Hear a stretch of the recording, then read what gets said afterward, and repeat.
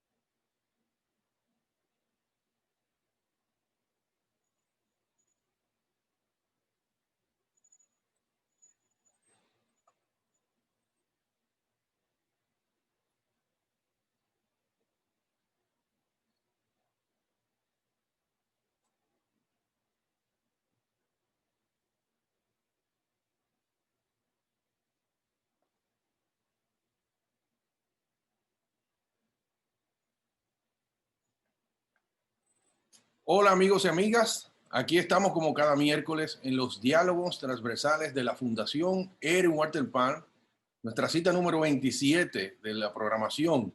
Y hoy vamos a hablar de arquitectura caribeña de la región del Caribe, tanto el Caribe insular como el Caribe continental. Vamos a hablar de dónde vas Caribe, a dónde vas Caribe, hacia dónde vas Caribe, y nos honra con su participación los arquitectos de muy alto nivel, Andrés Minucci de Puerto Rico, Valeria Guzmán Berry de Costa Rica y Gustavo Moré de República Dominicana. Bienvenidos los tres y voy a pasar inmediatamente a que conozcamos a nuestros invitados. Valeria Guzmán Berry es arquitecta egresada de la Universidad de Costa Rica, doctora en Historias y Teorías de la Arquitectura por Architectural Association de Architecture School, Londres. Ha sido docente e investigadora en Costa Rica, China, Reino Unido, México y Jamaica. Estudia las relaciones entre arquitectura, saber y poder, en particular, la cultura visual de la arquitectura moderna y contemporánea. Participa en investigaciones sobre corredores biológicos en Centroamérica. Actualmente analiza el fenómeno de la arquitectura regalada de China a países en Centroamérica y el Caribe. Es miembro de la Red Transcaribe, red de estudios transreales y transculturales de Centroamérica y el Caribe. También nos acompaña Andrés Minucci, muy conocido en República Dominicana, egresado de MIT como arquitecto. Es arquitecto y urbanista, bueno, ya lo dije, de Massachusetts Institute of Technology.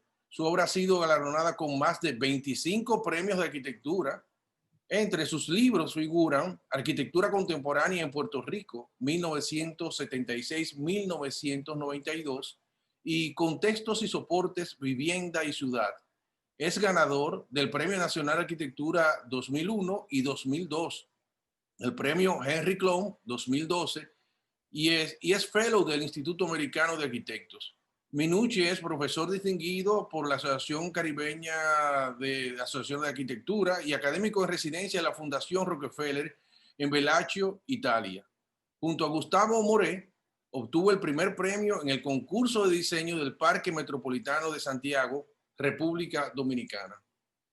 Y nuestro querido Gustavo Luis Moré es arquitecto egresado de la Universidad Nacional Pedro Enrique Ureña, diseñador y gestor de la arquitectura con proyectos en el ámbito público y privado.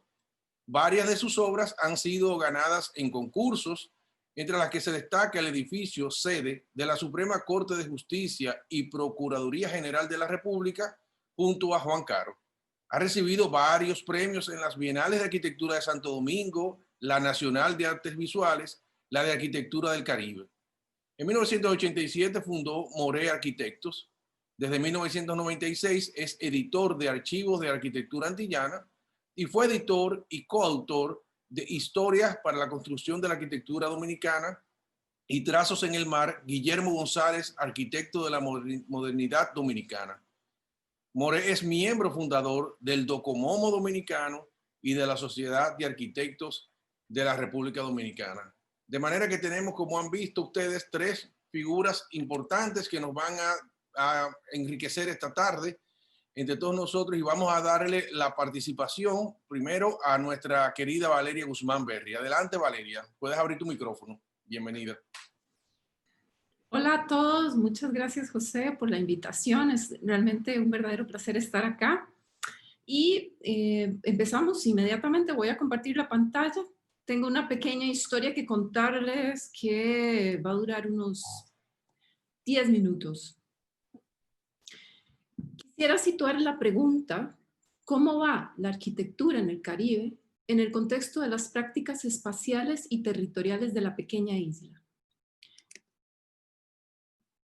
La pequeña isla interactúa continuamente con amenazas geofísicas y meteorológicas, terremotos, huracanes, inundaciones, sequías. Las predicciones científicas marcan el año 2023 como el antes y el después de la isla. Será el momento donde la temperatura promedio más fría del año será reemplazada por la temperatura promedio más caliente, configurando la anormalidad planetaria de la isla térmica. En caso de que no conozcan esta referencia, es una instalación de los artistas puertorriqueños Alora y Calzadilla, que lo que hicieron fue trabajar un modelo a partir de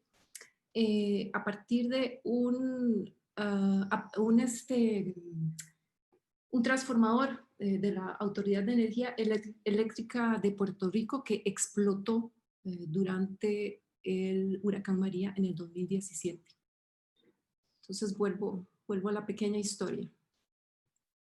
La arquitectura, el uso del suelo y las formaciones del territorio en la pequeña isla caliente han interactuado históricamente con extractivismos coloniales y postcoloniales. La caña de azúcar, la bauxita y el turismo de enclave, con sus prácticas espaciales específicas y sus formas asociadas de racialización, segregación y de simplificación radical de las formas de vida. La pequeña isla de calor está endeudada, categorizada como en vías de desarrollo, despliega un extenso historial de préstamos de instituciones financieras, bancos comerciales y gobiernos. El historiador Vijay Prashad cuenta que la deuda total de los 133 estados que el Banco Mundial clasifica como países en vías de desarrollo llegaba a 18.000 millones de dólares estadounidenses en 1960. Luego, en 1982, la cifra aumenta a esa cantidad que ven ahí, solo en la pequeña isla ardiente. Llegó un punto donde la inversión extranjera se destinó al pago de la deuda más que al desarrollo social de la isla. Es como si los préstamos, nos dice la artista y teórica Denise Ferreira da Silva, estuvieran diseñados en base a la incapacidad de pago de los deudores, proyectando ganancias a partir de deudas impagables. Hace alrededor de 15 años, una nueva ola de promesas de inversión y préstamos para el desarrollo se propagó en la pequeña isla térmica. El dato importante para la pregunta que nos convoca hoy es que, según quienes estudian el tema, tales inversiones y préstamos se circunscribían sobre todo a la provisión e inversión en servicios de construcción. Estos servicios eran proporcionados por los mismos acreedores a partir de las solicitudes expresas de los gobernantes de la isla. Primero con regalos, como estadios y centros de conferencias, luego con préstamos con muy bajos intereses para la construcción de carreteras, hospitales, edificios gubernamentales, y más adelante con la oferta de servicios de construcción privados para proyectos locales como vivienda en altura. Los nuevos agentes de crédito y servicios de construcción no están solos en sus diligencias, están respaldados por una gestión diplomática, logística y financiera que tiene décadas de ponerse en práctica con otros países del sur global. Hoy sabemos que la pequeña isla caliente funcionó como punto de entrada y plataforma de lanzamiento en la región caribeña de ese modelo. Pero, más que edificios aislados, estos estadios y hospitales forman parte de una arquitectura de campo expandido, interdependiente de la diplomacia, la logística global, las finanzas para el desarrollo y la industria de la construcción. Por eso considero urgente interrogarse qué calidad de relaciones se están tejiendo en la región con esas interdependencias.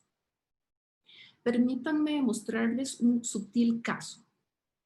Sligoville, una comunidad rural en Jamaica de alrededor de 5,000 personas, fue destino de una de esas arquitecturas de campo expandido implementada en la isla. Un modesto estadio que bajo la iniciativa de uno de los gobernantes insulares portaba unas supuestas buenas nuevas. Podría funcionar como campo deportivo especializado durante todo el año, sobre todo para la práctica del cricket y la preparación a las próximas copas mundiales a celebrarse en la pequeña isla de Calor. Una especie de acupuntura rural, pero muy imprecisa. Con el mini estadio se promovería la zona a través de los deportes más populares, de uno de los deportes más populares de la isla. De Sligoville emanan capas históricas significativas. Es una de las primeras villas libres de la isla, donde se configuraron nuevas territorialidades después de la emancipación de los esclavos. Fue fundada por un ministro bautista en 1835. Hay fuentes que indican que, además, en los años 40 del siglo XX, Sligoville fue base de uno de los primeros líderes del movimiento Rastafari, Leonard Howell. Sligoville está situada en medio de colinas. Allí viven sobre todo personas cuya forma de vida gira en torno a la agricultura. ¿Cómo se incorporó el mini estadio a estas formas de vida?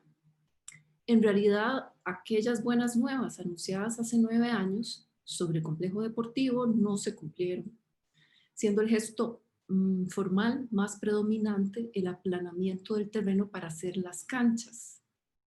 Según cuenta uno de los agricultores de la zona, se invirtió más tiempo y esfuerzo en nivelar el terreno que en construir el resto del proyecto. La geografía plana en la construcción es un problema característico de la pequeña isla caliente.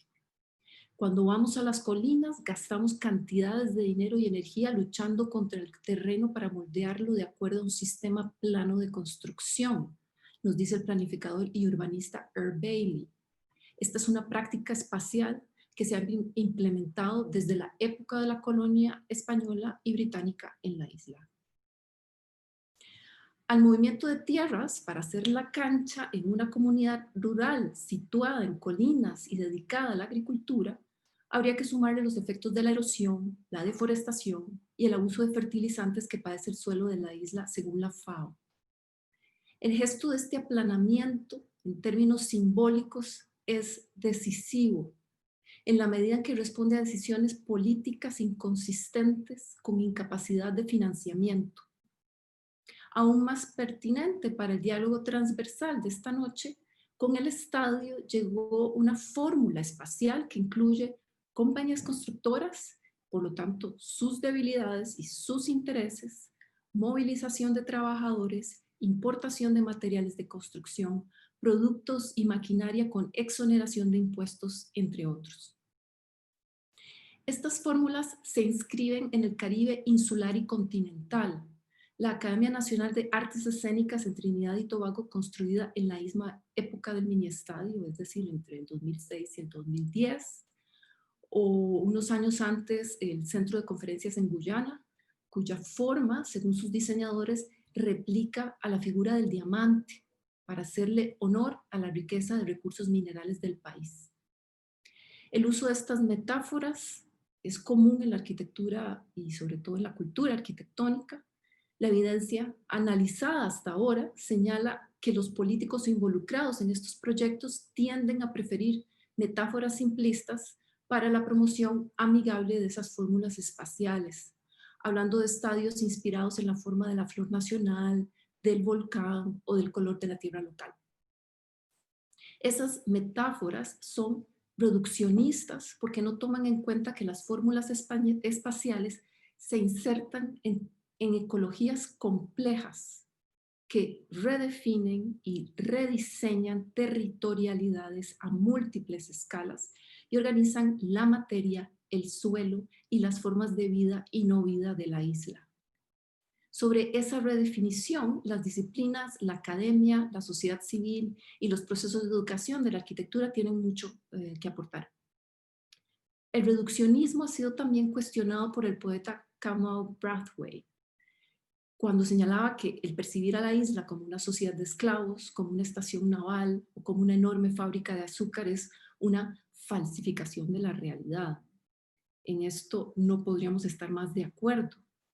Pero también la filósofa y novelista Sylvia Wynter nos alerta sobre el conflicto binario que corre el riesgo de perpetuarse en la territorialización del ellos versus nosotros, entre quienes administran, financian e implementan el sistema de la plantación versus los grupos marginados, racializados y violentados en las tierras de provisión.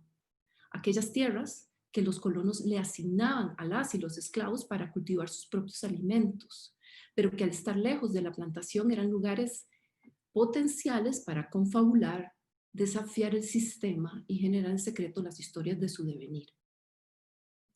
Ahora bien, el caso que les presento es una invitación para empezar a reflexionar sobre estas arquitecturas de campo expandido que se configuran no en procesos y disciplinas aisladas, sino en la singularidad de su interdependencia. En este caso, de la industria de la construcción, los modelos de financiamiento para el desarrollo y para las deudas, la diplomacia y la logística global que organizan la materia y lo viviente con base a relaciones extractivas. Pues nada más cierro lanzando un par de preguntas tentativas para que conversemos luego. ¿Cómo reconfigurar territorialidades otras, no dualistas? ¿Cómo reparar y reinventar cualitativamente prácticas espaciales en relaciones no extractivas? Son retos que la arquitectura puede asumir e imaginar. Así que lo dejo acá para continuar con Andrés y Gustavo. Muy bien, muchas gracias Valeria por esa visión tan novedosa y tan impactante para nosotros, cómo nuestros territorios son manejados desde el desconocimiento y desde una visión desterritorializada de alguna manera. Vamos a pasar a Andrés Minucci de inmediato. Andrés, ¿abres el micrófono? ¿Abres tu micrófono, Andrés? Ahí está. Ahí estamos. ¿Sí? Sí. Primero una nota sobre la presentación de Valeria. Me parece que es un tema muy, o sea, no voy a decir muy poco estudiado, no estudiado, y que es muy fresco y muy pertinente porque es algo que está ocurriendo ahora mismo y que tiene una pertinencia y una vigencia súper importante para todo el mundo. Así que nada, me alegro oír que estás trabajando en eso. Súper bien. Nada, primero un placer esta invitación de parte de José Enrique y de la Fundación Erwin Walter Palm, que siempre hemos tenido grandes vínculos y relaciones a través de los años, así que es un placer estar con ustedes. Ante un poco el tema de esta provocación del Quo Vadis Caribe, ¿verdad? El ¿para dónde vamos? Pues pensé que quizás podía presentar lo que yo considero un número de temas o quizás más bien retos que tenemos que afrontar, que se presentan y tenemos que afrontar no solamente en nuestro carácter particular de cada uno de nuestros países, sean isleños o continentales, ¿no?, que formamos el Caribe, pero también en el Caribe como conjunto. Y yo creo que el espíritu de esta conversación y la idea de este aprendizaje transversal es súper importante, porque la invención del Caribe como conjunto en gran medida se ha visto atomizada, se ha visto separada, segregada en nuestros universos, nuestros conjuntos individuales. Y yo creo que el retomar la idea de Caribe como conjunto que nos une y donde tenemos toda una serie de circunstancias, tradiciones, problemas y oportunidades en común, me parece que hay que ciertamente retomarla con mucho mayor ahínco, y en la arquitectura y el urbanismo, pues por supuesto que aún más, ¿no? Así que es una agenda importante, y que me parece que quizás yo contribuir con un número de retos o de ideas que pueden abonar a mirar un poco una discusión transversal, me parece que es importante. El primero, y puede que sea absolutamente obvio, me parece que es el tema del cambio climático. Si nosotros lo miramos estrictamente por los números, por la información que tenemos, los países tropicales del mundo abarcan alrededor de 108 países del mundo. Tenemos 45% de la población del planeta. 70% de los bosques del planeta están en la región tropical, y 40% de la superficie de la Tierra lo abarcan los países tropicales. Y si nosotros nos miramos, el Caribe es trópico. Así es que con toda la iniciativa urgente que tiene el planeta para poder atender y combatir los efectos del cambio climático, las metas trazadas para poder afrontar ese reto no se pueden hacer sin los países tropicales. O sea, el trópico como conjunto, estoy hablando del trópico grande, ¿verdad? Juega un papel esencial en el poder afrontar los retos del cambio climático. Claro, también tenemos que los países, esos 108 países que conforman el trópico, también son los países más desventajados en términos económicos, en términos de desarrollo, etc. Así que el reto es grande, y yo creo que nosotros tenemos que plantearnos como países individuales, cada uno de nosotros en términos de las políticas, y el de Valeria, Costa Rica siempre ha sido una especie de luz que alumbra las posibilidades de cómo nuestros países pueden afrontar los retos del cambio climático. Ellos están adelante, pero por mucho, de cualquiera de nosotros. Pero cómo nosotros entonces instituimos políticas nacionales, y me parece que dentro del marco caribeño, políticas regionales, acuerdos entre países, aprendizaje lateral entre nosotros, conversaciones, y particularmente en lo que respecta a temas de normativas de edificación y el impacto que esas tienen en la arquitectura por un lado y el urbanismo por el otro, manejo del suelo por otro, pues me parece que son temas trascendentales que tenemos que abordar. Así que ese me parece que es un primer tema, un primer reto que se debe de poner en la agenda. El segundo viene a estar asociado a ese, que quizás podemos hablar de la idea de que nosotros hemos tenido toda una serie de eventos que algunos tienen manifestaciones viejos eventos, pero tenemos nuevos eventos, ¿no? Tú hablabas de San Zenón en tus escritos, ¿verdad? Pues nosotros tenemos el huracán San Felipe, que cruzó a Puerto Rico en diagonal, desde la entrada en el suroeste, y salió en el sureste y salió por el noroeste en el 1928. Y en el 2017, todos sabemos el impacto devastador de los dos huracanes. Irma primero, ¿verdad?, que nos azotó y nos preparó para que una semana después viniese María como remate, y todos sabemos el resultado. O sea, Puerto Rico perdió el 100% de su energía eléctrica, y esto estamos hablando del 20 de septiembre. En mi estudio y en mi casa yo recuperé la energía eléctrica en enero. Así es que el impacto, o sea, piensen en la idea de un país que prácticamente pierde todos sus árboles de una noche al día siguiente. Una cosa absolutamente devastadora. Así que ese es un primer, para hacer embocadura, ¿verdad?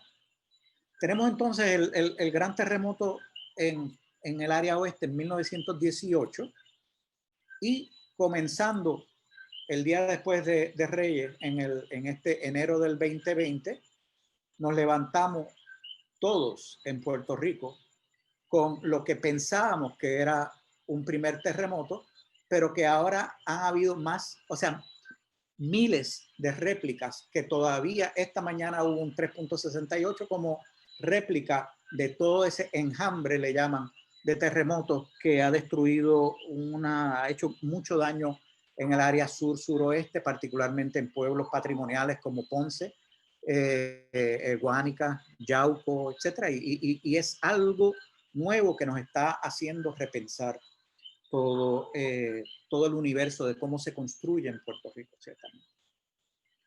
El tercer caso, podemos estar hablando de la caída de la bolsa en 1929, el arranque de la Gran Depresión y, por ejemplo, la caída inmobiliaria del 2008 y todo el efecto devastador que Puerto Rico todavía no se ha podido recuperar prácticamente 12 años después de esa gran depresión económica que hemos sufrido.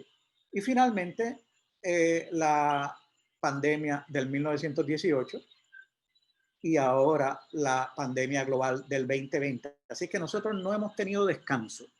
Pero lo que hacen todos esos retos y eventos es que, y particularmente cuando vienen seguiditos, como decimos aquí con esto, es que tenemos que repensar en nuestro mundo, en nuestro universo arquitectónico, cómo construimos, cuál es la naturaleza de las ciudades, qué implica, por ejemplo, algo como la educación remota para la configuración de cómo preparamos las escuelas o cómo nos preparamos como maestros de arquitectura o de kindergarten, sea el caso que sea. O sea, es un cambio de paradigma tan grande que si nosotros no utilizamos esto como una plataforma para poder repensar cada una de nuestras actividades, pues verdaderamente perdemos la oportunidad de transformaciones que van a definir el carácter de nuestros países en cara al futuro. Y con esos dos como base, pues tenemos que pensar en la ciudad caribeña como un reflejo, un manifiesto, una manifestación de cómo esa nueva visión de ciudad y ciudadanía o de país y ciudadanía toma forma. Nuestras ciudades caribeñas, ciertamente, y eso voy desde San José, Santo Domingo, San Juan, La Habana, si queremos coger el universo de todos los que estamos aquí presentes, se ha visto tronchada por la especulación inmobiliaria, por el crecimiento desmesurado de infraestructuras de gran escala y de utilidades que van consumiendo el terreno, el territorio de las ciudades, el impacto extraordinario de las redes viales y los grandes atascos contra la inversión razonable en un transporte público, ¿verdad? Y finalmente hemos visto eso manifestado en el deterioro progresivo del espacio público como el lugar donde la ciudadanía se congrega y hace vida en ciudad. Nosotros repensar las ciudades, y yo sé que a través de Archivos de Arquitectura Antillana, recientemente Cuquito publicó un número especial pensando sobre el tema de la movilidad en Santo Domingo y los retos de la movilidad. Eso hay que hacerlo, pero me parece que debemos de también centrarnos no solamente en los retos de nuestras ciudades individuales, sino cómo entonces las experiencias de cada una de las de ustedes pueden contribuir a un aprendizaje transversal y lateral mucho más amplio. Así que ese es el tercer componente. El cuarto, a manera de anécdota, viene, y lo pongo como tema, la interconectividad del Caribe. Recientemente me invitaron a dar una conferencia en la hermana vecina isla de Trinidad. Y cuando recibo el pasaje, el boleto de avión me llevaba de San Juan a Miami y de Miami a Port of Spain, a Trinidad. O sea, subir y cruzar el Atlántico completo para llegar a Estados Unidos, para entonces virar, pasarle por encima a Puerto Rico, ¿verdad? Mirar de donde salí 3 horas después, para entonces bajar a la punta del arco del Caribe para llegar a Trinidad. Eso que ya me había pasado en diferentes ocasiones, ciertas dificultades en poder llegar a Santo Domingo o a Cuba o a otras islas, se hace grave porque lo que nos hacía conectados y con cierto sentido de hermandad física, ¿verdad? Como archipiélago antillano, verdaderamente se hace como unas distancias extraordinarias. O sea, el pensar que me puede tomar 7 horas o 8 horas el llegar de una isla a otra del Caribe, verdaderamente es impensable. Y me parece que parte de las oportunidades que tenemos como región de poder entrelazar y servir las experiencias de aprendizaje transversal que queremos, implica que el tema de la interconectividad, sea aérea, sea marítima, sea de la forma que sea, entre nuestras islas, tiene que atenderse. Y finalmente, el último tema, el último reto que quiero traer, y por favor, José Enrique, si pones la primera imagen, y te digo cuándo cambie, tiene que ver con este lugar. Y esta es la casa de Henry Klum en Río Piedras. Vemos ahí a Henry Klum a la izquierda, su casa en lo que era una hacienda del siglo XIX, y que viene a ser, a pesar de no ser moderna, siempre ha representado, al él sacarle todas esas paredes interiores y esencialmente tener ese techo que cobija, viene a ser uno de las representaciones emblemáticas de la modernidad tropical en Puerto Rico y el Caribe. Esta imagen precisamente fue la utilizada y exhibida en la exhibición del MoMA de arquitectura latinoamericana. Esta mañana, esta madrugada a las 12:30 de la noche, me envían por WhatsApp la siguiente imagen. Y ahí la tenemos. Un fuego devastador que aniquila una pieza patrimonial de nuestra arquitectura. Próxima, por favor.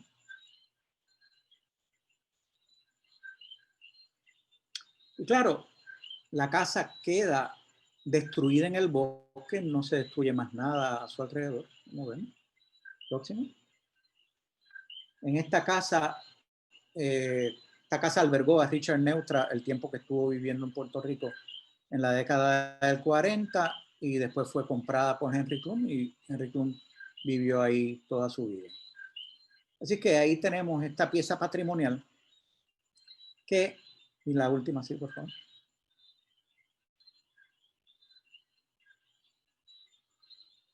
Ya, gracias. Que hace que pensemos sobre el tema del patrimonio, y en este momento no estoy hablando, no quiero hablar del patrimonio moderno, el patrimonio arquitectónico, físico, espacial, el patrimonio construido de cada una de nuestros países, de nuestros territorios. ¿Y por qué lo traigo? Porque no solamente por el choque y la rabia que representa el evento de esta madrugada, sino porque en gran medida luchas específicas en cada uno de nuestros países, sea por las escuelas de arte en La Habana, o sea por las casas en Gascue en Santo Domingo, o sea por el patrimonio de Klum que vemos ahora en San Juan. En cada uno de nuestros países hemos visto que nuestro patrimonio edificado ha caído víctima de la especulación, ha caído víctima de la negligencia institucional,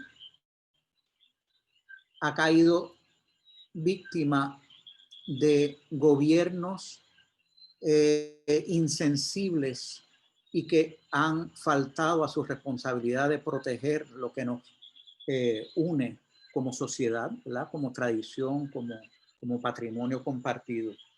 Y creo que si para algo sirven tragedias como la de hoy, no es solamente para uno quejarse y uno utilizarlo como bandera de la queja del Colegio de Arquitectos o del Docomomo, etcétera, sino tiene que servir para poder poner en sitio mecanismos, una conciencia cívica, una educación que permita el que estas cosas no sucedan de una forma impune y de una forma viciosa como la vemos aquí.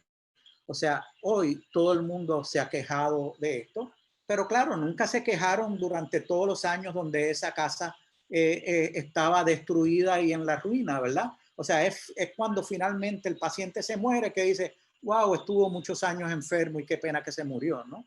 Y yo creo que tenemos, ya entrados en años, nosotros yo creo que tenemos que ser mucho más maduros de cómo afrontamos estas cosas.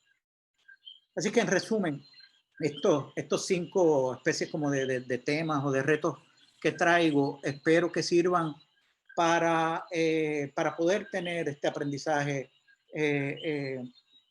transversal entre nosotros, como el título de tu serie muy bien indica. Y me parece que son cosas que compartimos, retos que tenemos en común y que verdaderamente lo que hagamos en cada una de nuestros países, de nuestras islas y de nuestros territorios, pues cada uno de nosotros vamos a beneficiarnos de los experimentos, de las formas de abordarlo que cada otro aprenda bien. Gracias. Muchas gracias, Andrés. Yo creo que lo que tú has planteado aquí, nos has presentado, además de lleno de sensibilidad y de muchas verdades, se conecta directamente con lo que Valeria dice. O sea, es el manejo del territorio vulnerable que compartimos en el Caribe, donde precisamente, como ambos han señalado, lo que nos espera, el reto del cambio climático que se está viendo, es importantísimo para fines de la supervivencia y para fines del territorio de la arquitectura. Y la arquitectura tiene una responsabilidad de respuesta, de responder a eso con mucha madurez y mucho empeño, porque no basta con hacer piezas estéticas maravillosas que a nosotros todos los arquitectos nos apasiona, sino también hay un compromiso con el presente y el futuro del hábitat caribeño. Pienso que antes de seguir comentando, porque hay mucho que comentar, vamos a pasar ahora a Gustavo Moret para que nos presente su visión, por favor. Adelante, Gustavo.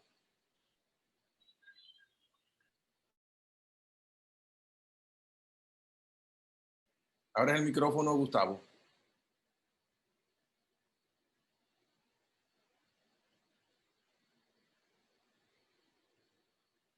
On mute. Ahora. ¿Me oyen ya? Yes. Bien, perfecto. Quiero iniciar este encuentro agradeciendo muchísimo a José Enrique la oportunidad de participar en él, porque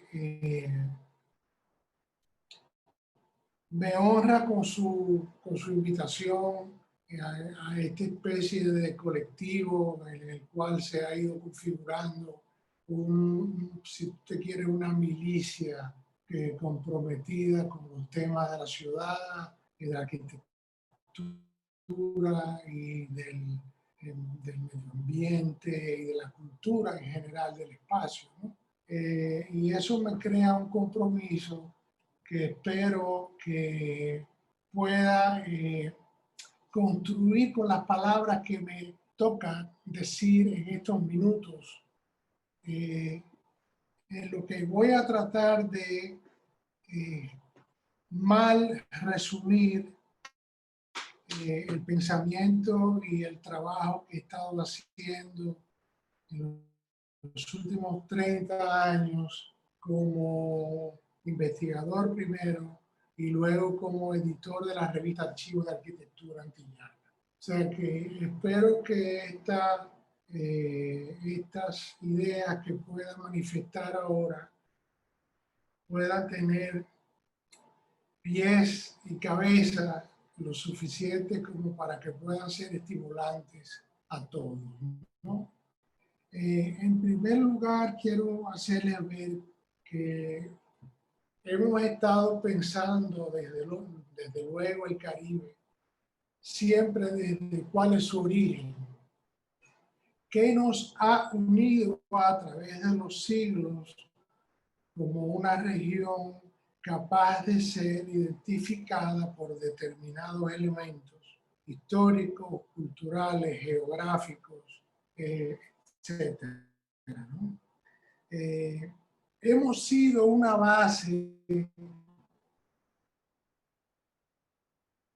antropológicamente parecida, geográficamente muy parecida y yo diría que climáticamente idéntica, que es una base que pocas veces nos detenemos a reconocer.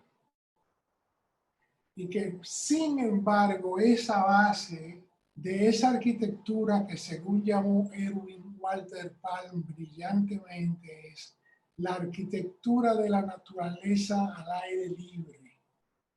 Ese principio de estar en el espacio abierto y de utilizar los recursos de la imaginación y de la ingenuidad para apropiarnos del espacio abierto y utilizarlo a nuestro favor en nuestra cotidianidad. Es la base de la que hoy podrá parecer poético o ilusorio de mi parte. Es lo que utilizan muchos arquitectos dominicanos, costarricenses, panameños, puertorriqueños, cubanos y de otras partes del globo que intentan trabajar en lugares, en cobertizos, en enramadas, en lugares ligeros para poder realizar la vida diaria de la colectividad del hombre en todas estas regiones tropicales del mundo. Esa base del Caribe que puede parecer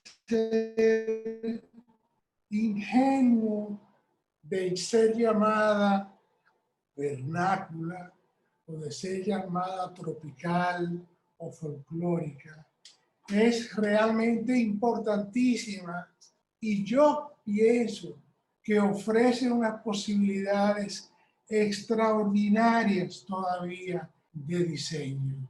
Yo creo que nosotros no hemos logrado dar el salto trascendental de una arquitectura de origen tropical a una arquitectura formal de origen tropical, de futuro tropical. Ese brinco entre el bohío, el bareque, la yupa en Trinidad, a la gran arquitectura del futuro que puede ser perfectamente enraizada en lo nuestro, es algo más que una pretensión poética, es algo más que una pretensión utópica de mi parte. Yo creo que es en realidad, fundamentándome en lo que, por ejemplo, acaba de decir también Andrés sobre el tema de la sustentabilidad, ¿no? Es lo que debiéramos estar haciendo. Y ya aparece gente como Francis Queré en África o como otros arquitectos en India que están comenzando a trabajar en ese lenguaje y están comenzando a ser reconocidos por el mundo de la arquitectura documental formal. Y todavía nosotros en el Caribe no hemos sido capaces de crear un solo sonido, una sola orquesta, un solo elemento coral que nos pueda permitir a nosotros hablar con una sola voz. Eso es lo que yo quisiera ser el futuro del Caribe. Yo no sé a dónde vamos. Yo sí sé que hay mucha especulación, como debe ser, económica. Yo sí sé que hay muchos chinos y otros países del mundo que se acercan al Caribe con buenas o con malas intenciones, interesados en construir equipamientos para el desarrollo de nuestras comunidades, al igual que Andrea, aprovecho para comentar una anécdota. Yo creo que la semana antes que tú, Andrés, estuve en Port of Spain de miembro del jurado de la Bienal de Trinidad y Tobago, y el edificio más importante hecho en el país en los últimos años, que fue el Centro de Artes Escénicas, que tú también, Victoria, mostraste en tus ejemplos, ni siquiera formaba parte de las entradas de la Bienal. O sea que la arquitectura más importante que se hizo en Trinidad en esos años no es reconocida por los mismos trinitarios como un elemento que es auténticamente de ellos. Eso habla muchísimo a lo que me estoy refiriendo, ¿verdad? Entonces, nosotros tenemos 25 años publicando en Archivos de Arquitectura Antillana. Hemos hecho algunos que otros libros, hemos dado más charlas de las que quise haber dado y espero seguir dando otras que tampoco querré dar. Pero en fin, al fin, ¿no? ¿Qué hacemos? ¿Qué hacemos para nosotros poder construir ese camino del Caribe del futuro? Del Caribe en el cual estamos nosotros ahora y somos agentes, somos vectores, somos flechas, somos lanzas hacia el futuro. ¿Qué podemos hacer nosotros? Nosotros podemos proteger paradigmas valiosos para nosotros. Podemos salvar la casa Clum. Podemos salvar las casas importantes de los arquitectos dominicanos modernos. Nosotros podemos salvar la bellísima arquitectura de la industria agrícola costarricense. Todos los asentamientos industriales costeros o montañosos. Nosotros podemos escoger, estudiar y conservar los paradigmas que nos van a servir para poder potenciar la arquitectura del futuro.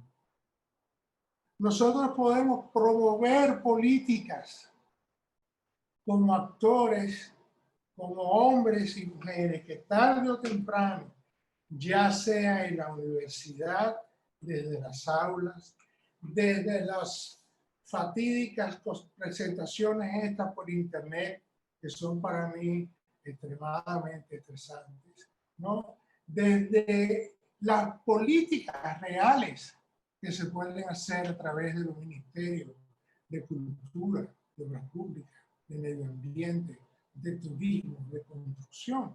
Tenemos que actuar dentro de una política coherente que no solamente obedezca a nuestros países, sino que poco a poco pueda ir construyendo una tela de araña cada vez más resistente para toda nuestra región.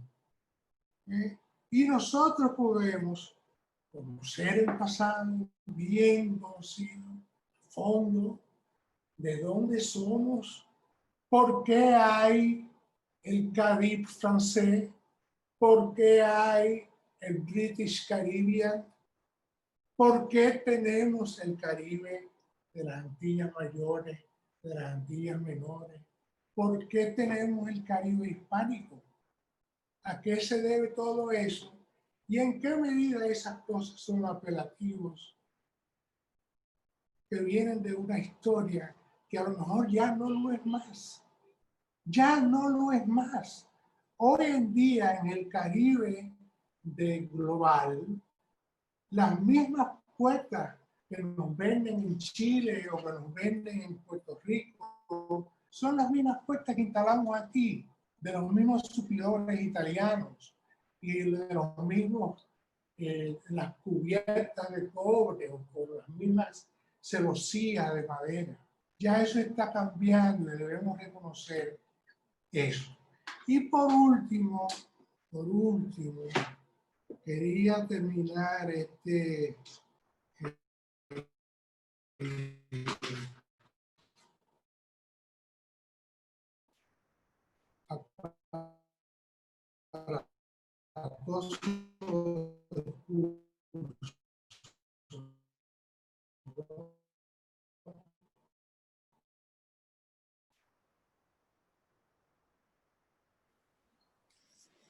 entendiendo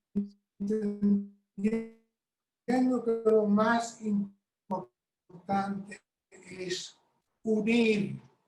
Tiene que haber una famosa unidad más de que todo, nada ya absolutamente perverso. Y que tenemos que unirnos culturalmente.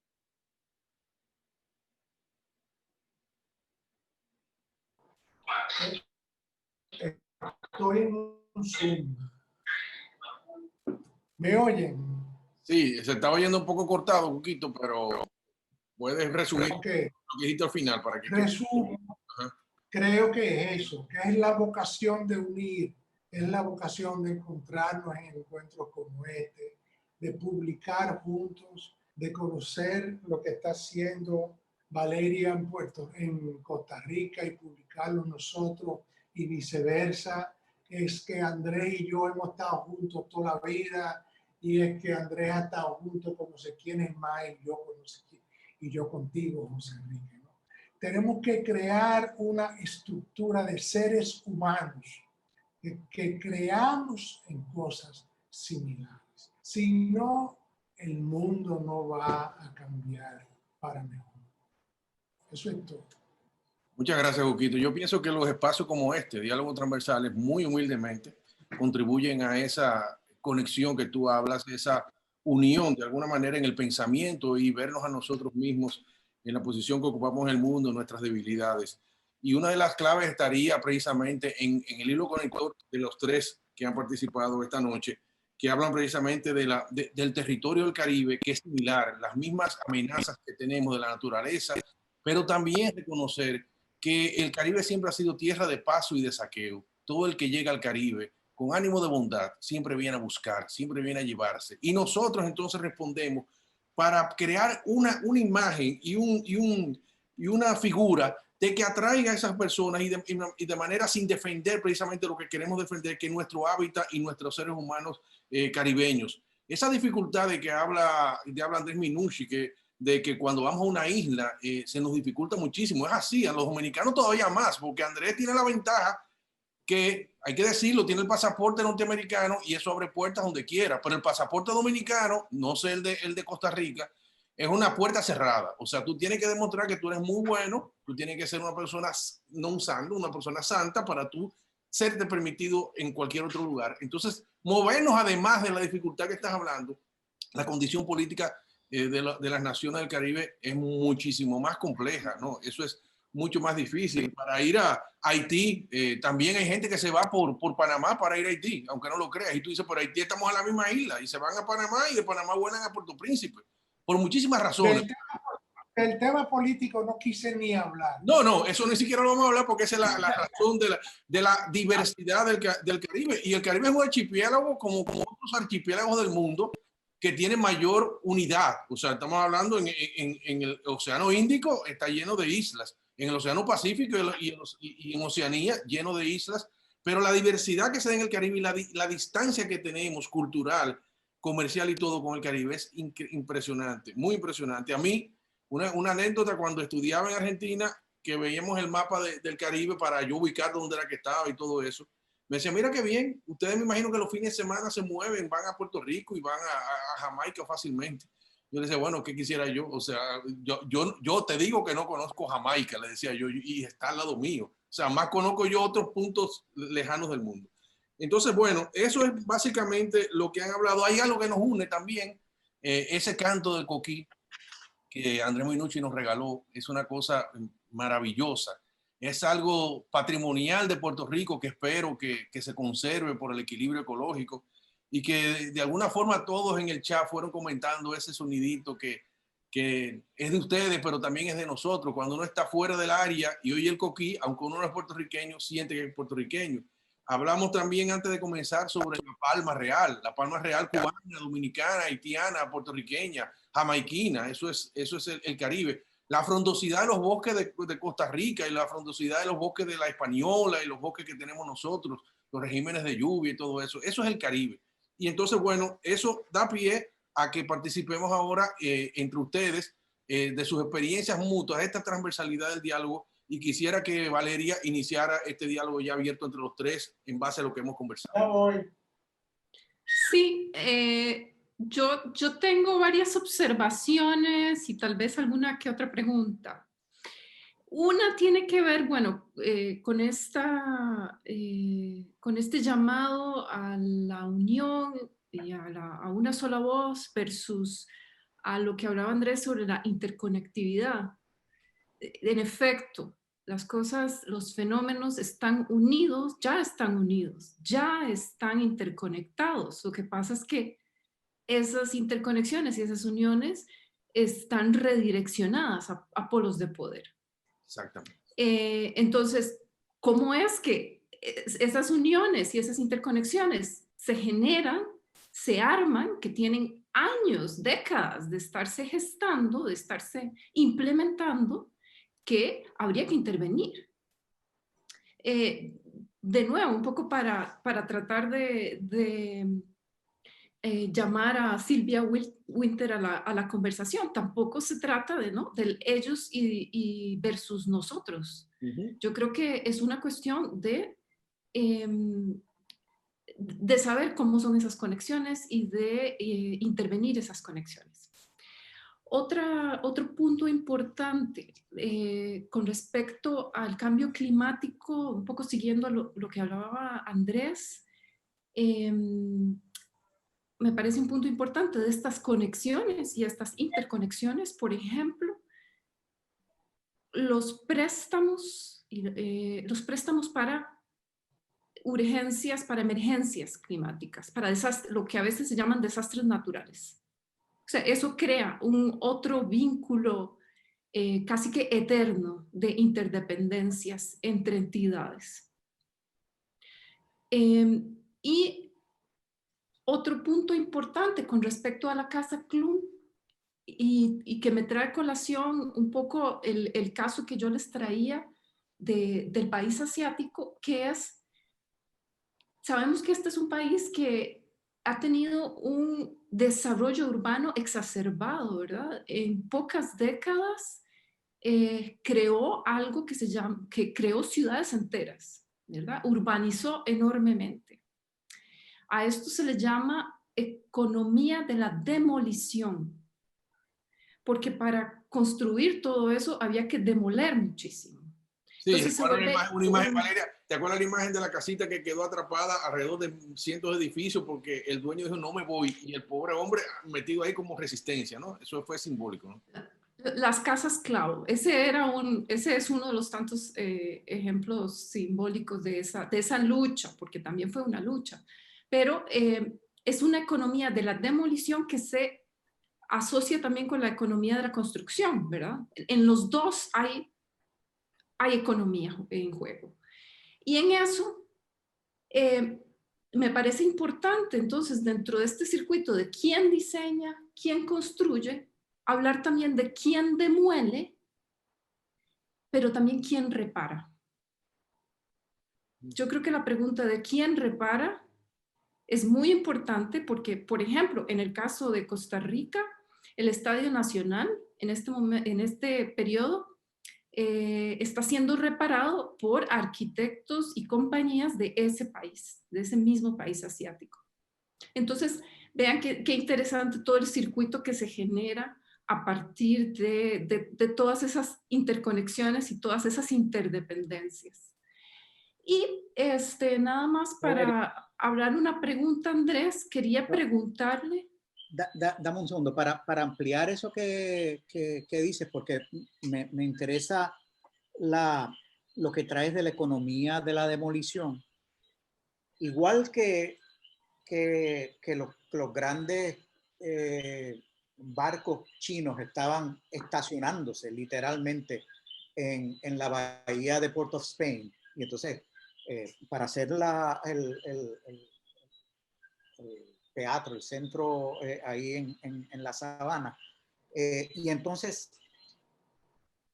por la mañana de madrugada se bajaban todos estos camiones, equipos y eso, con los chinos, entraban a la sabana, intervenían y a las 3 de la tarde o 4 de la tarde se regresaban al barco y tenían entonces a todo el colegio de arquitectos en alzada, ¿verdad? Porque era un poco una especie de toma de posesión de la industria de la construcción. Esa pregunta que tú haces de quién construye y quién se encarga de eso. Acá en Puerto Rico, nosotros, lo voy a decir así, hemos sido víctimas de esta invasión de grandes compañías multinacionales americanas entrando en lo que se llama la economía del desastre.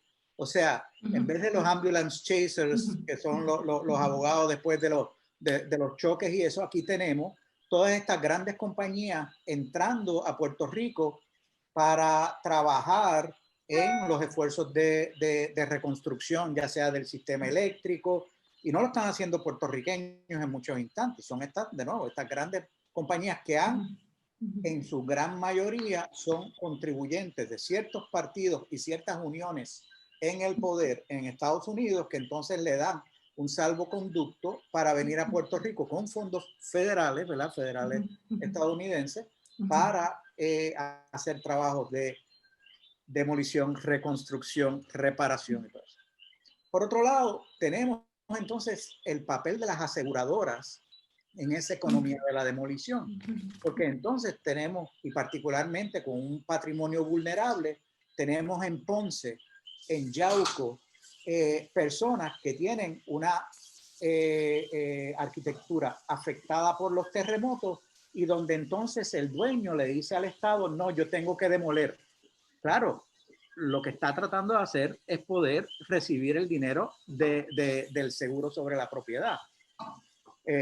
Cuquito sabe, habiendo estudiado restauración en Italia, que todo es reparable. O sea, si tenemos los grandes patrimonios de la humanidad de siglos y siglos, como en Puerto Rico y en el Caribe, la arquitectura del 1903, del 4, del 5, del 10 no puede ser restaurada, bendito sea Dios. Entonces tienes estas personas, especuladores del desastre, vamos a decir así, que están entonces persiguiendo con las compañías, avalados con las compañías de seguros para tener una especie como de salvoconducto para demoler, ¿no? Una cosa bárbara, la economía. Eso es así, Andrés. Aquí, por ejemplo, sabemos que la arquitectura de madera no tiene ningún tipo de financiamiento ni de seguro. Y el alto porcentaje de la arquitectura vernácula del país sigue siendo de madera y en las ciudades también, pero cuando están deterioradas, el propietario no puede acceder a crédito de ningún tipo. Y eso condena inmediatamente al patrimonio, condena la preservación de cierta identidad. O sea que como dice Valeria, son conexiones de poder que muchas veces escapan al oficio del arquitecto o a las posibilidades que tienen las sociedades. Y eso hay que hablarlo y tratar de tomar conciencia y modificarlo. Y que requieren hablar de política. Exacto. Porque entonces no es la política chiquita del partidismo, esto es política de políticas. Exacto. Con la P mayúscula acerca de cuáles son las políticas de los países respecto a esto, y también cuál es la política de los gremios y de la ciudadanía para poder entonces defender las cosas que tienen que ser atendidas, ¿no? Nos estamos metiendo en aguas muy profundas. El Caribe, como el Caribe profundo. Pero yo tengo una pregunta para Andrés.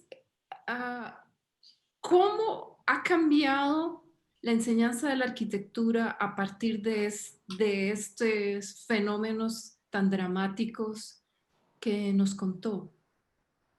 Bueno, yo creo que hay un doble, una doble dirección que está siendo afectada. Y lo más difícil de hablar sobre esto es que es algo que estamos viviendo en vivo, ¿no? En vivo y a todo color, como decíamos antes, porque todavía yo creo que no tenemos como la distancia para poder reflexionar porque estamos en plena acción. Pero yo creo que ha cambiado y han tenido que transformarse los modelos de aprendizaje, por un lado, pero también los modelos de impartir enseñanza. O sea, tanto desde la perspectiva del estudiantado a la perspectiva de los profesores, ¿verdad? Estas últimas semanas he hecho jurados desde España, Estados Unidos, Emiratos Árabes, y en cada uno hay ciertas cosas en común. O sea, por ejemplo, yo creo que hay cierta educación que se ha podido lograr, educación en términos de comportamiento, ¿verdad? De lo que significa el espacio de cada uno de poder intervenir, ¿no? O sea, el asunto caribeño de cada uno poder hablar y un poco treparse encima de la voz del otro, eso es imposible porque entonces viene a haber una cacofonía que no permite. Entonces, la educación no es solamente cómo se imparte, sino el modelo con que los estudiantes entonces trabajan el diseño de manera remota. O sea, el trabajar en computadora y menos a mano y menos con maquetas en vivo, ¿verdad? Es evidente y yo creo que es una gran pérdida porque en gran medida mucho tiene que ver con cómo yo traduzco mi boceto o mi sketch para poderlo montar en una pantalla, para poderlo presentar. Entonces, el no poder ver panoramas de dibujos o panoramas de maquetas con dibujos, sino que ver un dibujo a la vez y tener que estarle dando instrucciones al estudiante, acércate aquí o pasa la mano encima de esto, ¿no? Es difícil. El otro componente que yo creo que es el más crítico y que más está trayendo, que más está ocupando mi atención, tiene que ver con el desbalance de las oportunidades de acceso a la información. No todos los estudiantes tienen los recursos de tener sus laptops y tener internet con grandes potencias para poder estar conectándose. Entonces yo creo que eso ha generado un desbalance en la forma del acceso a la democracia de la educación como algo que todos tienen igual acceso. Yo creo que se ha creado una clase más las clases desventajadas han sufrido mucho con esto y claro, los que tienen mayores recursos, etcétera, pues entonces lo viven con ciertas comodidades. ¿Sabes? Yo he oído de estudiantes donde entonces en una casa tienen que conectarse con el teléfono y estar tratando de hacer críticas y lecciones a través de un teléfono. Y si tú tienes 4 niños en la casa que están todas con el mismo recurso, o sea, no tienen 4 computadoras cada uno en la comodidad de su hogar para poder aprender. Entonces, todo esto ha sacado toda una serie de desventajas que traen de nuevo, volviendo a las aguas profundas de la política, la necesidad de replantearse cuál es el derecho a la educación, el derecho a la información y, por ejemplo, algo tan sencillo como el Internet o digamos, la transmisión digital, cómo entonces nuestras ciudades y nuestros países pueden equiparse para poder ofrecer eso como algo que todos los habitantes pueden tener acceso. La idea, por ejemplo, de tener internet gratis en las plazas, como los tienen en Cuba, que yo creo que es algo importante. En el pueblo de Adjuntas, acá en Puerto Rico, un esfuerzo comunitario ha llenado los edificios alrededor de la plaza con paneles fotovoltaicos y medios digitales para poder entonces equipar el espacio público con todos estos componentes que permiten romper esa brecha de diferencias entre ciudadanos. Así que me parece que eso es parte de los retos importantes. Cuquito, ponte el traje de baño, vamos a nadar en aguas profundas, vamos. Bueno. No, precisamente no, que lo que está diciendo, yo pienso que tú tienes una visión privilegiada frente a nosotros, porque día a día estás recibiendo informaciones al día de lo que está sucediendo en la región, y tu obligación como editor y seleccionar temas para tú desarrollarlo en una edición en particular te permite acercarte a diferentes escenarios. ¿Cómo tú ves realmente la arquitectura del presente en la región y hacia dónde va según tu punto? Hay grandes distorsiones. La realidad es que estar al día de muchas de las cosas que están ocurriendo de forma inclusive circunstancial.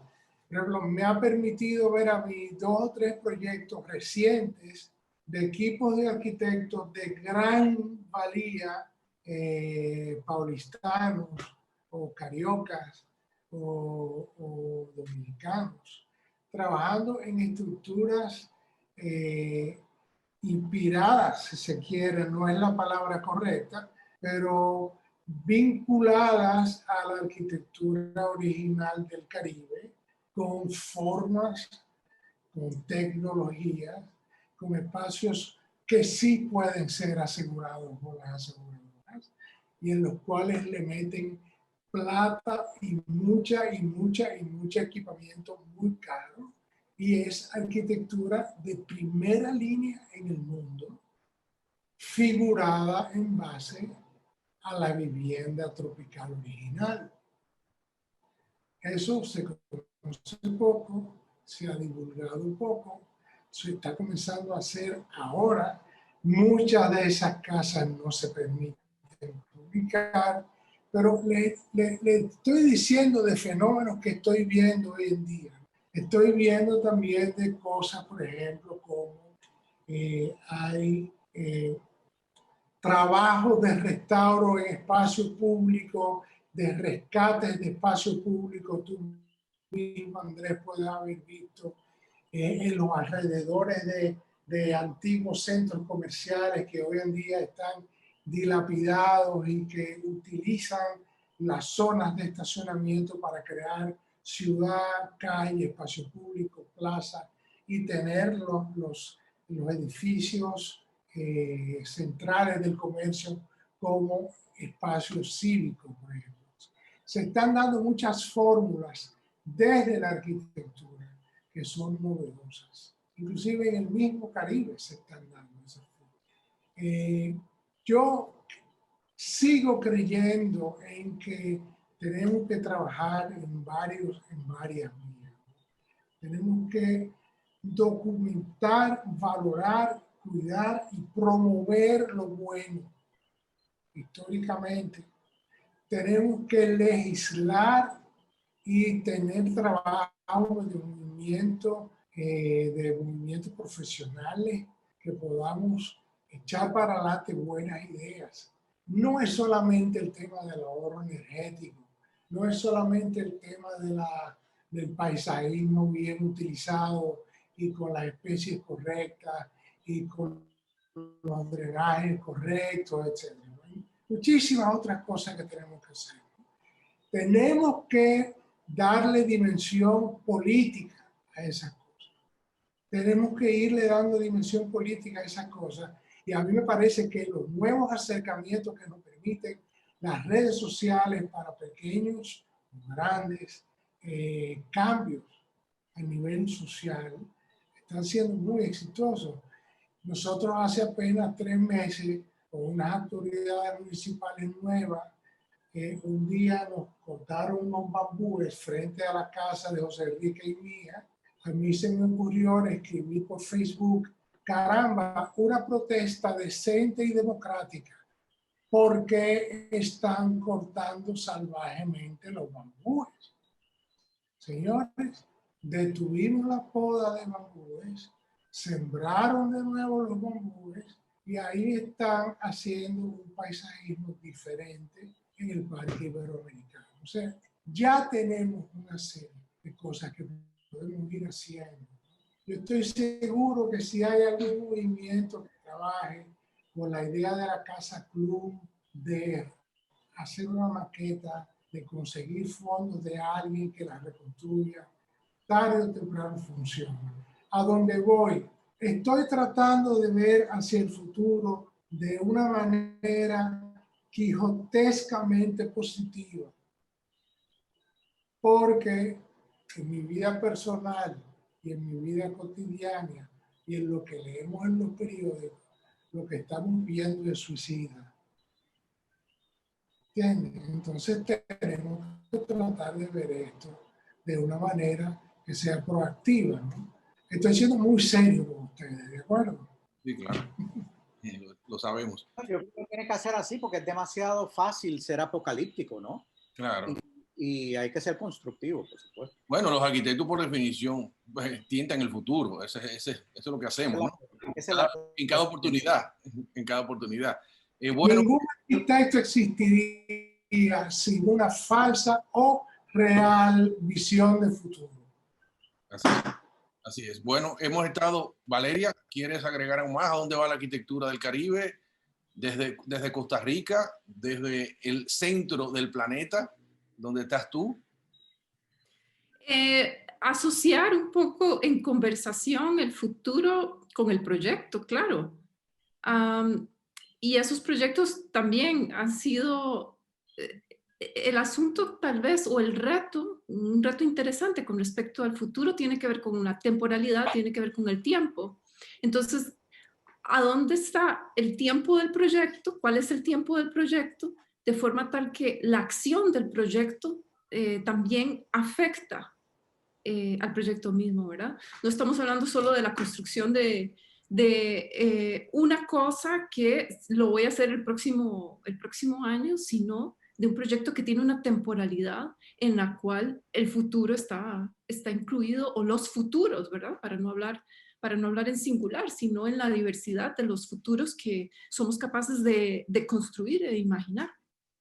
Sí, perfecto. O sea, que somos también como si fueran universos paralelos, pero podemos tocarlos todos de alguna manera con la acción que hacemos en nuestro oficio de arquitectura y en la divulgación. Les voy a poner un reto a los tres y una pregunta. ¿Ustedes creen que ya debemos cerrar la etapa en que el arquitecto lo controlaba todo y el arquitecto debe ser una pieza dentro de un engranaje? Como hemos visto en los diálogos transversales, que todo tiene una relación uno con otro, la naturaleza, con los fenómenos humanos, los fenómenos naturales, las acciones económicas, etcétera. De manera que el arquitecto no sea el príncipe del proyecto, que sí lo es por su capacidad de diseñar, pero que tenga que ver con una serie de profesionales a la hora de tomar decisiones, en que se afecte menos el territorio, y se actúe con mayor coherencia en lo que nosotros estamos planteando en esta noche. Yo diría que totalmente. El arquitecto y la arquitecta nunca tuvieron el control, y por eso estamos. Eso es parte de tal vez haberlo entendido como tener control, que estamos como estamos. No tenemos. El arquitecto pudo haber tenido, si le hubieran dado un mayor poder, hubiera tenido un mejor resultado la ciudad y hubiera tenido un mejor resultado la arquitectura en per se. Al contrario, creo que el problema es haber creído que lo tenía. Exacto. Por eso lo que quería venir a hablar acá tenía que ver con estas interdependencias, arquitectura de interdependencias. Exacto. Bueno, pero los arquitectos de las generaciones anteriores tenían una intuición para manejar el territorio, porque cuando vemos la obra de Henry Klon, esa primera planta de esos edificios, principalmente los edificios de vocación pública, son realmente apasionantes. Y ver que ahora, por lo menos en Santo Domingo, eso está totalmente negado en el accionar cotidiano de la arquitectura, que ha caído en la trampa de la especulación atroz. O sea, vemos que estamos perdiendo algo que ya se había ganado décadas atrás. Entonces hay un retroceso en ese sentido, a pesar de la visión optimista que puede ser. Hay que tomarlo caso por caso. Hay que tomarlo caso por caso. Por ejemplo, si estamos hablando de un Niemeyer, no digo yo, le suelto Brasilia completo. ¿Entiendes? No. Pero hoy en día, para tú diseñar el edificio de oficina de no sé qué empresa, tú tienes que hacerle caso al mercadólogo, al chofer, a la persona que te sirve el té, al hijo de este, al nieto del otro. Y honestamente, estamos exagerando. No, yo no creo que sea una exageración. Yo creo que es un mayor carga que tenemos los arquitectos porque hay mayor conocimiento, mayor participación, mayores derechos adquiridos de la ciudadanía y el arquitecto tiene que dar respuesta a eso. Anteriormente eran decisiones muy puntuales. En el caso nuestro, cuando venía el gobierno, Trujillo decía una cosa, se hacía y punto. Pero ahora afecta todo y vienen los naturalistas, vienen los ecologistas, vienen las sociedades que están alrededor del proyecto y se ven afectados y tienen derecho a la opinión. Y nosotros tenemos que dar respuesta a eso también. No sé qué piensa Andrés.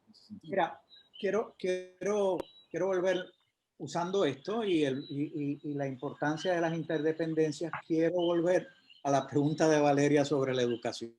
Y no tanto de cómo las pandemias y los terremotos y todo eso han afectado la educación, pero quiero hablar de la educación de la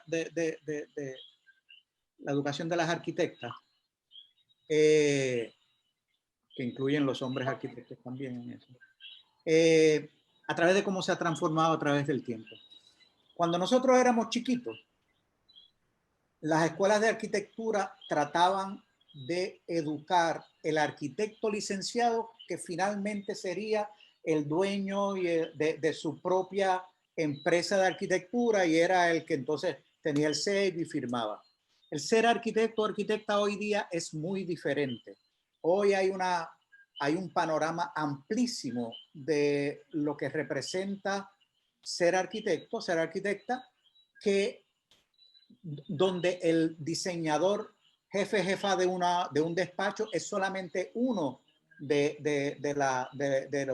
los papeles que se juegan. Pero tenemos el educador, el investigador, el funcionario público, el representante de materiales de construcción, el contratista, el consultor especializado ya sea en sostenibilidad o en preservación o en cosas específicas. Así que la arquitectura hoy como gremio es mucho más amplio y mucho más diverso y mucho más interrelacionado de lo que era en aquellos momentos, aquellos tiempos donde entonces Gaudí podía controlar la construcción completa de una catedral, o que un club podría controlar la construcción completa de un campus universitario, Villanueva, etc. Estamos en mundos muy diferentes. Y yo creo que nosotros, como profesionales, en gran medida hemos sido incapaces todavía de transformar nuestra forma de hacer para poder manejar esas interdependencias, esa multidisciplinaridad que es necesaria hoy día de una forma mucho más equitativa, mucho más plural, mucho más generosa, mucho más compartida, y todavía tenemos una especie como de esta pretensión del sentido de superioridad de no, pues están todos ustedes, pero al final yo digo lo que hay que hacer. Y yo creo que eso parte de la agenda que tenemos que poner en nuestras universidades en términos de cómo educamos, con nuestros clientes, con nuestros propios compañeros de trabajo, con los otros profesionales.